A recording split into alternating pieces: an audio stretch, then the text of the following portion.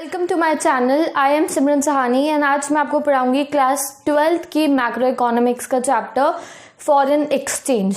तो आज हमें फॉरेन एक्सचेंज रेट से स्टार्ट करना है एंड जो मेरे चैनल को पहली बार देख रहा है I want to tell you that मैं क्लास 12th की पॉलिटिकल साइंस पूरी पढ़ा चुकी हूँ and now we are studying economics and all those students जिनको इकोनॉमिक्स के नोट्स चाहिए तो हैंड रिटन नोट्स मेरी ब्लॉग साइट पे आपको हर एक चैप्टर के मिल जाएंगे।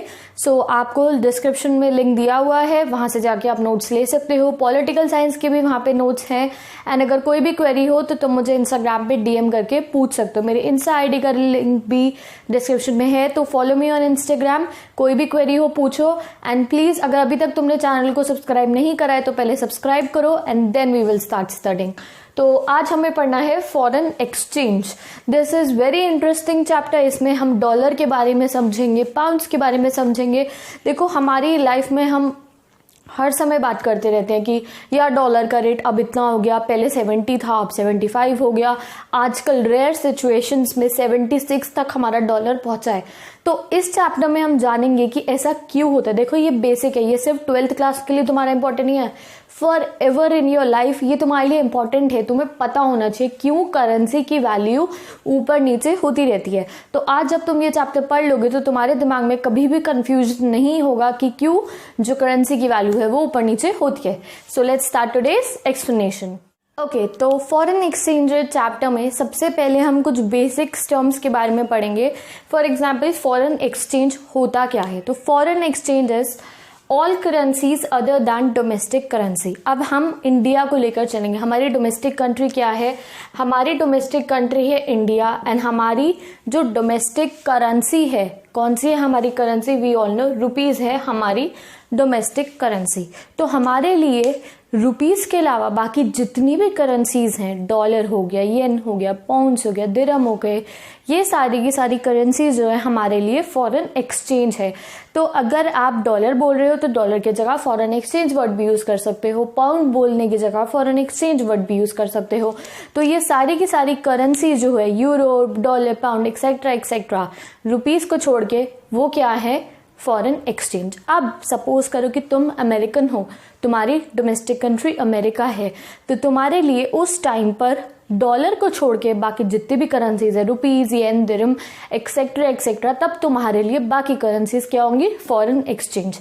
तो आई होप तुम्हें फॉरेन एक्सचेंज का मतलब समझ में आ गया होगा। अब हमें पढ़ना है what is foreign exchange rate. यही हमारे चैप्टर का नाम है एंड इसी की कहानी हम पढ़ते रहेंगे। तो foreign exchange rate is the rate at which one countries currency is exchange for the other. यानी कि एक कंट्री की करेंसी को दूसरी करेंसी से चेंज करा जाता है, उसको हम कहते हैं फॉरेन एक्सचेंज रेट। एक और डेफिनेशन है इसकी, वो पढ़ते हैं। Foreign exchange rate is the rate at which the currency of one country is exchanged with the currency of other country। यानी कि एक कंट्री की जो करेंसी है उसको दूसरी करेंसी से कैसे बदला जाता है उसको हम क्या कहते हैं? Foreign exchange rate. For example $1 is equals to 75 rupees. हमने यहाँ सपोज करा है $1 इज इक्वल टू 75 रुपीज। यहाँ पे इसका मतलब क्या है कि अगर हमें $1 चाहिए तो उसके लिए हमें 75 रुपीज खर्च करने पड़ेंगे। $1 लेने के लिए हमें अपनी डोमेस्टिक करेंसी के 75 रुपीज देने पड़ेंगे। इसको और भी हम एक तरीके से कह सकते हैं, number of units of one currency needed to exchange with 1 unit of other currency. यानी कि दूसरी जो फॉरेन कंट्री है उसकी एक यूनिट के लिए हमें अपनी कितनी करेंसी चाहिए उसको हम क्या कहते हैं? Foreign exchange rate. हमने क्या देखा? $1 के लिए $1 के लिए हमें कितने इंडियन रुपीस चाहिए? हमें 75 इंडियन रुपीस चाहिए। कभी कभी हमें 76 चाहिए होते हैं, कभी ये रेट हो जाता है 70 पर, कभी हो जाएगा 72 पर। तो ये रेट्स चेंज होते रहते हैं। तो number of currency needed to exchange with 1 unit of another country's currency. यानी कि हमें दूसरी कंट्री की एक यूनिट करेंसी की खरीदने के लिए अपने कितने पैसे खर्च करने होंगे उसको क्या कहते हैं? Foreign exchange rate. एक बार दोबारा इसकी डेफिनेशन पढ़ते हैं। Foreign exchange rate is the rate at which currency of one country एक कंट्री की currency is exchange with the currency of other country, is exchange with the currency of other country. जब हम अपनी country की currency को दूसरी country की currency से चेंज करते हो तो उसको क्या कहते हैं, फॉरेन एक्सचेंज रेट। ओके, तो तुम्हें फॉरेन एक्सचेंज रेट समझ में आ गया होगा अब तक, ठीक है। अब हमें पढ़ने हैं इसके टाइप्स। तो देखो फॉरेन एक्सचेंज रेट के 3 टाइप्स होते हैं मेनली, जो डिटरमाइन करते हैं। देखो अच्छी बात नहीं है कि अगर हमारी करेंसी की वैल्यू अगर $1 इज इक्वल टू 70 रुपीज़ है, ओके, अगर 75, 76 जैसे रेयर सिचुएशन में अभी हो रहा है तो वो कंट्री के लिए गलत होता है। वो क्यों होता है वो मैं आपको आगे बताऊंगी, पर उससे पहले हम फॉरेन एक्सचेंज रेट के जितने सिस्टम्स होते हैं कि कौन डिटरमाइन करेगा कि $1 इज इक्वल टू 70 रुपीज़, तुम करोगे क्या या मैं करूंगी या हमारी गवर्नमेंट करेगी, कौन करेगा, ये हम इसके बारे में अब पढ़ेंगे। ओके, तो फिक्स्ड एक्सचेंज रेट सिस्टम वो सिस्टम होता है जिसमें जो एक्सचेंज रेट है वो हमारी गवर्नमेंट डिटरमाइन करती है। यानी कि मैंने आपको बताया कि $1 इज इक्वल टू 75 रुपीज़ है, हमारे को 75 रुपीज़ देने होंगे अगर हमें $1 चाहिए तो। अब अगर हमारी कंट्री के अंदर फिक्स्ड एक्सचेंज रेट सिस्टम है तो यहाँ पे गवर्नमेंट की मर्जी चलती है। गवर्नमेंट अपने कुछ ना कुछ टूल्स एंड टैक्टिक्स यूज करती है कि ये जो एक्सचेंज रेट है ये 75 रुपये जो आ रहा है इससे ऊपर नीचे ना हो, हद से हद हो जाए तो 75.5 या 74, इसके बीच में ही रहे, ऐसा ना हो कि $1 इज इक्वल टू 80 पहुंच जाए। तो ये डिटरमाइन करती है फिक्स्ड एक्सचेंज रेट में हमारी गवर्नमेंट ध्यान रखती है कि जो वैल्यू है हमारी करेंसी की ना तो वो ज़्यादा बढ़ जाए और ना ही वो ज़्यादा कम हो जाए। तो फिक्स्ड एक्सचेंज रेट में सब कुछ गवर्नमेंट के कंट्रोल में होता है, गवर्नमेंट कंट्रोल करती है। अब आप सोचोगे कि गवर्नमेंट कंट्रोल कैसे करती है, ऐसे कैसे गवर्नमेंट संभाल के रखती है। तो गवर्नमेंट क्या करती है, government fixes the rate in terms of the external standard, यानी कि गवर्नमेंट हमारी कंट्री की जो करेंसी है, हमारी कंट्री की करेंसी क्या है, रुपीस, इसकी वैल्यू किसी एक्सटर्नल स्टैंडर्ड से फिक्स कर देगी। एक्सटर्नल स्टैंडर्ड से फिक्स कर देगी रुपीस की वैल्यू। कैसे करेगी, एक्सटर्नल स्टैंडर्ड क्या क्या हुए, या तो वो रुपीस की वैल्यू को गोल्ड के साथ फिक्स कर देगी, या तो वो रुपीस की वैल्यू को सिल्वर या कोई और प्रेशियस मेटल के साथ फिक्स कर देगी। तो हमारी करेंसी की वैल्यू गोल्ड और सिल्वर से नापी जाएगी, या फिर वो हमारी करेंसी की वैल्यू किसी और करेंसी से कर देगी। यानी कि हम अपनी वैल्यू नापेंगे डॉलर से, उसने परमानेंट कर दिया कि अगर इंडिया की करेंसी की वैल्यू जाननी है तो हम डॉलर से जानेंगे। इन सिचुएशंस में हम क्या यूज कर रहे हैं, हम यूज करें फिक्स्ड एक्सचेंज रेट सिस्टम। जब भी किसी कंट्री की करेंसी को किसी मेटल के साथ जोड़ा जाता है, एक्सटर्नल स्टैंडर्ड कोई मेटल रखा जाता है, तो उसको क्या कहते हैं, पैरिटी वैल्यू करेंसी। जब कोई मेटल के साथ, प्रेशियस मेटल के साथ जोड़ा जाता है तो उसको कहते हैं पैरिटी वैल्यू करेंसी। और जब किसी कंट्री की करेंसी को, फॉर एग्जांपल अगर हम रुपीस को डॉलर के साथ या पाउंड के साथ किसी और कंट्री की करेंसी के साथ जोड़ देंगे तो उसको क्या कहते हैं, पेगिंग सिस्टम। अगर हमने कह दिया कि हम अपनी करेंसी की वैल्यू डॉलर से नापेंगे, अगर पाउंड वाले हमसे कुछ जानना चाह रहे हैं कि हमारी कितनी वैल्यू, तो हम कहेंगे हमने अपनी वैल्यू डॉलर के साथ फिक्स कर रखी है, तो आप डॉलर के हिसाब से हमारी वैल्यू निकाल लो। इन सिचुएशंस में उसको क्या कहते हैं हम, पेगिंग सिस्टम। आई नो तुम्हें अभी कुछ समझ में नहीं आ रहा होगा मैं क्या बोल रही हूँ, इसमें कुछ भी नहीं है, you just have to learn it कि जब हम अपनी कंट्री की करेंसी को किसी एक्सटर्नल स्टैंडर्ड के साथ जोड़ देते हैं तो वो फिक्स्ड एक्सचेंज रेट सिस्टम होता है। फिक्स्ड एक्सचेंज रेट सिस्टम में गवर्नमेंट सब कुछ संभालती है। गवर्नमेंट कोशिश करती रहती है, अपने टूल्स टैक्टिक्स लगाती है कि ये जो 75 रुपीज़ का एक्सचेंज रेट है वो ज़्यादा कम बढ़ती ना हो, 75 से कुछ पॉइंट्स ऊपर नीचे हो जाए। ऐसा ना हो कि 75 से 80 पहुंच जाए या 75 से 60 पहुंच जाए। ये काम हमारी गवर्नमेंट करती है। नेक्स्ट आता है हमारा, विद दिस हमारा फ्लेक्सिबल एक्सचेंज रेट कंप्लीट होता है। नेक्स्ट आता है हमारा flexible exchange rate system. Very important, सबसे जरूरी है ये हमारा। This is just the opposite of हमारा fixed exchange rate system. Fixed exchange rate system के सब कुछ अपोजिट कर दोगे तो वो हमारा फ्लोटिंग एक्सचेंज रेट सिस्टम आ जाएगा। फ्लोटिंग समझ में आ रहा है कि जो करेंसी की वैल्यू है वो फ्लोट करेगी, यानी कि ऊपर नीचे करेगी। ये ऐसी सिचुएशन होती है जिसमें कभी कभी $1 इज इक्वल टू हो जाएगा 75 रुपीज़, कभी हो जाएगा 80 रुपीज़, कभी हो जाएगा 70 रुपीज़। ये सिचुएशंस जब होती हैं तो कंट्री में फ्लेक्सिबल एक्सचेंज रेट सिस्टम होता है। एंड इतने ज़्यादा वेरिएशंस क्यों होते हैं वो हम पढ़ते हैं। In this exchange rate is determined by the market forces or demand and supply of foreign currency in the foreign exchange market। इसके अंदर जो करेंसी की वैल्यू है वो कौन डिटरमाइन करता है? Demand and supply of foreign currency. Demand और सप्लाई, मार्केट फोर्सेस होती है ना, डिमांड और सप्लाई, वो डिटरमाइन करती है। जब किसी चीज़ की डिमांड बढ़ती है, जब किसी चीज़ की डिमांड बढ़ती है तो ऑब्वियसली है कि उसकी वैल्यू अप हो जाएगी। डिमांड बढ़ी है, सबको चाहिए, सबको वही करेंसी चाहिए, तो उसकी वैल्यू बढ़ जाएगी। अब अगर किसी चीज़ की सप्लाई बढ़ जाएगी, आप इमेजिन करो कि सप्लाई बढ़ गई है मार्केट के अंदर। अगर हम बहुत छोटा सा एग्जांपल ले, कोई वेजिटेबल का एग्जांपल ले, अगर आलू आए जा रहे हैं तो ऑब्वियसली उसका रेट कम हो जाएगा। अगर बहुत भरमार हो गई मार्केट के अंदर आलू की तो ऑब्वियस है कि वो 10 रुपये किलो में बिकने लगेंगे जब इतनी ज़्यादा सप्लाई बढ़ गई है। तो अगर मैंने ये हाइपोथेटिकल एग्जांपल तुम्हें दिया, तो अगर सप्लाई बढ़ती है किसी चीज़ की, अगर किसी चीज़ की सप्लाई बढ़ती है तो उसकी वैल्यू कम होती है। और अगर किसी चीज़ की डिमांड बढ़ती है, अब सबको आलू चाहिए, सबको चाहिए, तो मार्केट के अंदर कमी हो गई। तो जब किसी चीज़ की डिमांड बढ़ती है तो उसकी वैल्यू ज़्यादा हो जाती है।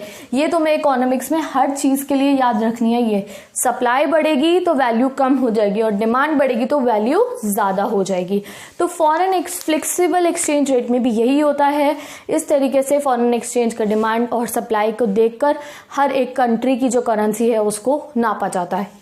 अलाउड टू फ्लक्चुएट, इसमें जो करेंसी की वैल्यू है, कभी ₹75 हो रहा है, कभी 80 हो रहा है, कभी 60 हो रहा है। The rate is allowed to fluctuate. कोई गवर्नमेंट इंटरवेंशन नहीं होता, नो गवर्नमेंट इंटरवेंशन, ना कोई गवर्नमेंट इंटरवेन करेगी। जितना कम बढ़ती होती है होने दो। This is also known as floating exchange rate. अब जब इतनी उतार चढ़ाव हो रहे हैं तो सिंपली हमने इसका नाम रख दिया फ्लोटिंग एक्सचेंज रेट सिस्टम। इसकी प्रॉपर फुल ऑन डेफिनेशन तुम्हें मेरे नोट्स में मिल जाएगी। अब हमें अपना नेक्स्ट पढ़ना है मैनेज फ्लोटिंग। तो मैनेज फ्लोटिंग पढ़ने से पहले एक बार हमें जानना जरूरी है कि करेंसी डेप्रिसिएशन और एप्रिसिएशन क्या होता है। तो डेप्रिसिएशन, ये ऑल डेप्रिसिएशन मतलब जब भी किसी चीज की वैल्यू कम होती है तो उसको क्या कहते हैं? डेप्रिसिएशन। और जब किसी चीज की वैल्यू बढ़ती है तो उसे क्या कहते हैं? एप्रिसिएशन। तो let's study. Depreciation refers to the decrease in the value of domestic currency in terms of foreign currency। यानी कि जब डोमेस्टिक करेंसी, कौन सी हमारी इंडिया की डोमेस्टिक करेंसी है? रुपीज़। जब रुपीज़ की वैल्यू कम हो जाएगी in terms of any foreign currency, यानी कि रुपीज़ की वैल्यू दूसरे देशों की करेंसी यानी डॉलर के मुकाबले या पाउंड के मुकाबले अगर कम हो गई तो वो होता है डेप्रीसिएशन। फॉर एग्जाम्पल, पहले $1 इज इक्वल्स टू 70 रुपीज़ था। पहले $1 इज इक्वल्स टू 70 रुपये था। अगर हमें $1 की चीज़ खरीदनी है तो हमें 70 रुपये देने पड़ेंगे। अब हमारी कंट्री की करेंसी की वैल्यू कम हो गई, अब हमें उसी चीज़ के लिए 72 रुपीज़ देने पड़ेंगे। अब हमें उसी चीज़ के लिए 72 रुपीज़ देने पड़ेंगे। बहुत ध्यान से देखना, बहुत इंपॉर्टेंट है, बच्चे इसमें कंफ्यूज होते हैं आखिरी दिन तक। तो पहले हमें $1 के लिए 70 रुपये देने पड़ रहे थे, अब हमें $1 के 72 रुपीज़ देने पड़े। दैट मीन्स हमें नुकसान हो रहा है। हमें चीज़ तो $1 की ही मिलेगी, हमें $1 वाली चीज़ ही मिल रही है, बट पहले हम 70 रुपये दे रहे थे, अब हम 72 दे रहे हैं। इसमें हमें ₹2 का नुकसान हो रहा है। कितने रुपए का नुकसान हो रहा है? ₹2 का। और ये ₹2 मत समझना, अगर हम लार्ज स्केल पे बिजनेस कर रहे हैं तो ये ₹2 करोड़ों का नुकसान भी बन सकते हैं।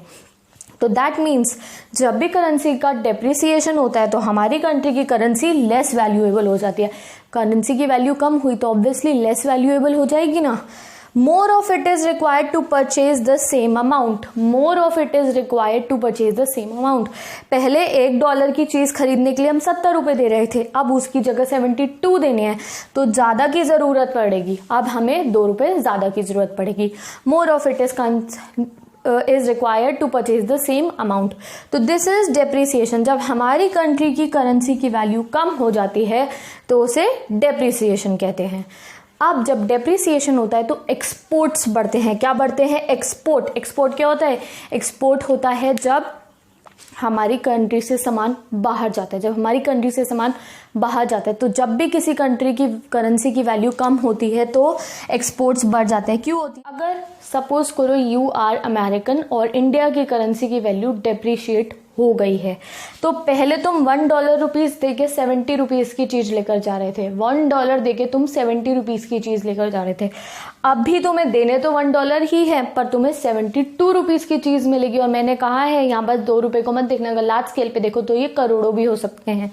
अब उन्हें $1 दे के 72 रुपीज़ की चीज़ मिलेगी, ज़्यादा की मिलेगी, तो ऑब्वियसली उनके लिए तो अच्छा है।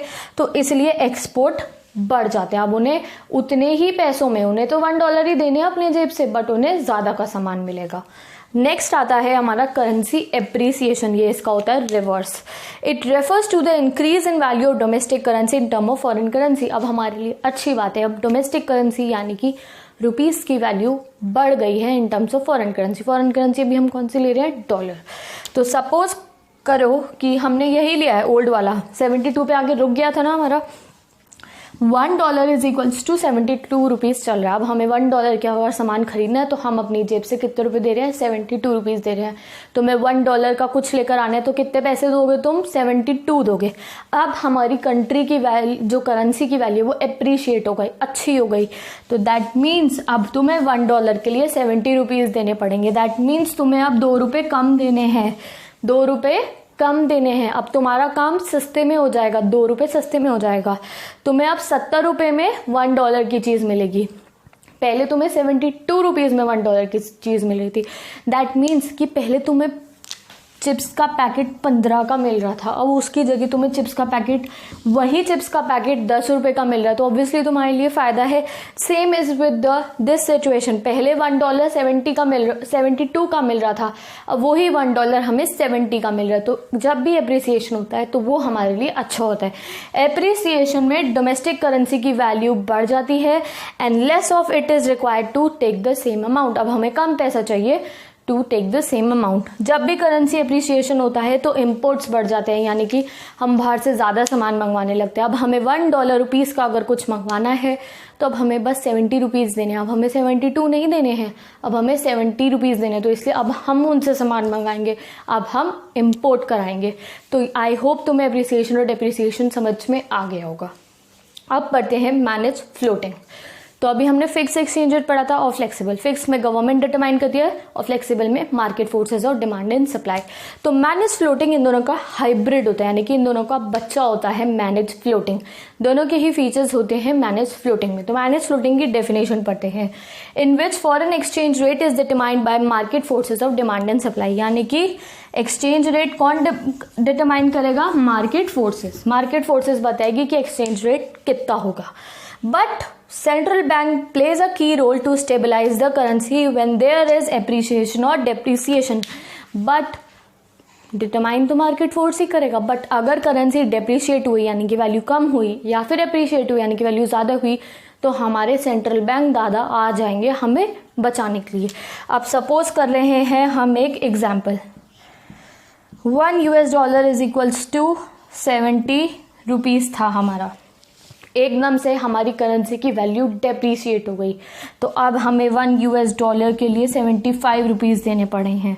अब हमें 5 रुपये ज़्यादा देने पड़े। ऐसी सिचुएशंस में, अगर ऐसी सिचुएशन होगी मैनेज फ्लोटिंग में, तो हमारे सेंट्रल बैंक जी आ जाएंगे हमारी मदद करने। हमारे सेंट्रल बैंक जी हमारी मदद करने आ जाएंगे।